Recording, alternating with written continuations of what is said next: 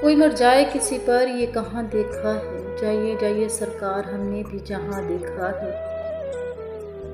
اپنے لوگ اسے مجھ سے ہنسی لگتے ہیں، اب اسے میری ضرورت بھی کہاں پڑتی ہے۔ خشک صحرا پہ نہیں پڑتی ایک ابر کی بوند، جہاں دریا ہو یہ بارش بھی وہاں پڑتی ہے۔ کوئی ہمارے لیے بھی محبتوں سے پھول چنے، کسی کے لیے یار ہم بھی جان سے پیاری ہوں۔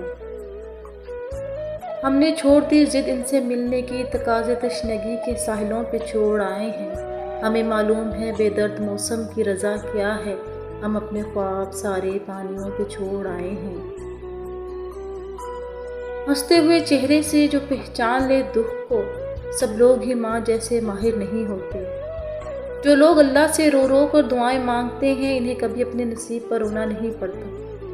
رابعہ بصری سے کسی نے پوچھا کہ کیا گناہ گار کی توبہ قبول ہوتی ہے؟ فرمایا انسان اس وقت تک توبہ کر ہی نہیں سکتا جب تک اللہ توفیق نہ دے، اور جب توفیق مل جائے پھر قبولیت میں کوئی شک نہیں رہتا۔ کام نہ کر کے خوبصورت نظر آنا بہت آسان ہوتا ہے۔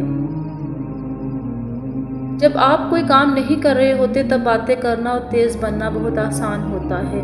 حالات سے لڑنے والا ہی جانتا ہے کہ مشکلات کا سامنا کرنا کتنا مشکل ہوتا ہے۔ اللہ کا ذکر کرتے رہا کرو، چاہے گھر میں ہو یا راستے میں، کیونکہ جس چیز کے سامنے اللہ کا ذکر کرو گے، چاہے وہ پتھر، پھول، درخت یا کچھ بھی ہو، قیامت کے دن گواہی دے گی کہ یا اللہ تیرا یہ بندہ تیرے ذکر میں مشغول رہتا تھا۔ دوسروں کی زندگیوں میں بیجا مداخلت سے آپ کو کچھ نہیں ملنے والا۔ یقین مانیے آپ کی اپنی زندگی بہت کچھ ایسا ہے جو آپ کی توجہ کا محتاج ہے۔ زندگی اللہ کی نافرمانیوں میں مصروف کر کے نہ جانے کون سے سکون کی تلاش میں ہیں لوگ۔ اللہ پہ چھوڑ دو سب، پھر دیکھو تقدیریں کیسے سنورتی ہیں۔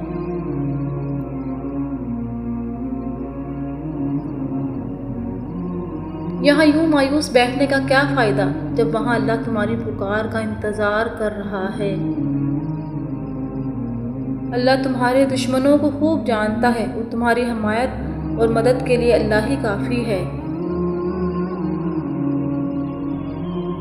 تم جسے ڈپریشن کہتے ہو وہ تمہارے نماز نہ پڑھنے کا نتیجہ ہے۔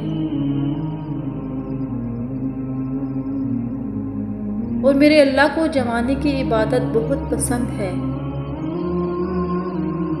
فجر کا سجدہ تمام سجدوں سے زیادہ پرسکون ہوتا ہے۔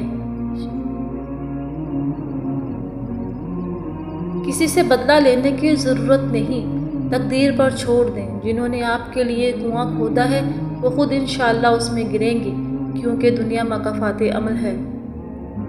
جو شخص ہمیشہ نکتہ چینی کے موڈ میں رہتا ہے اور دوسروں کے نقص نکالتا رہتا ہے، وہ اپنے آپ میں تبدیلی کی صلاحیت سے محروم ہو جاتا ہے۔ جانتے ہو نکاح کیا ہے؟ جو باپ اپنی گڑیا کو اسکول تک اکیلے جانے نہیں دیتا تھا، وہ باپ عمر بھر کے لیے بیٹی کو اجنبی کے ساتھ اکیلا بھیج دیتا ہے۔